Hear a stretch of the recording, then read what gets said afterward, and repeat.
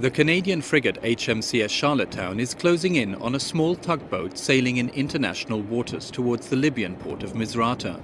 Captain Craig Sharpen has received intelligence that the boat may be carrying weapons. First, we had a report that they were carrying food and medicine, although there was another report they were carrying munitions and arms beyond what would be considered for self-protection or personal protection. As part of the NATO fleet enforcing the arms embargo against Libya, the Canadians have orders to intercept the vessel. They're preparing to send a boarding team across to find out exactly what and who is on board. We are unable to see all 31 personnel on board.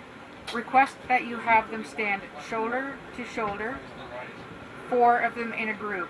The tugboat is flying the flag of the Libyan opposition. The captain is cooperative, but boarding any vessel is potentially dangerous. Before sending off the boarding party, Captain Sharpen makes sure everyone knows the threat level. I see a medium risk, but a low likelihood of anything happening. I think they're going to be very compliant and they're going to follow your direction.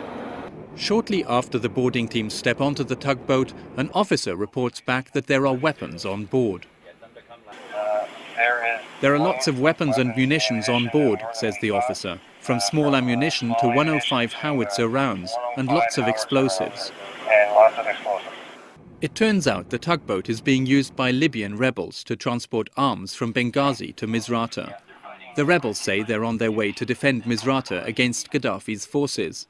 Captain Sharpen reports the findings and awaits instructions. The decision is referred up the chain of command to NATO HQ. Meanwhile, the Canadians withdraw their boarding team but stay close to the vessel. NATO decides not to impede the rebels and to let the tugboat proceed.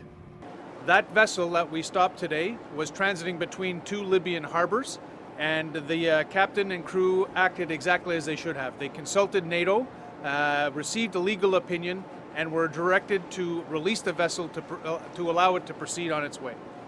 I'm Mike Mühlberger reporting for the NATO channel from the central Mediterranean Sea.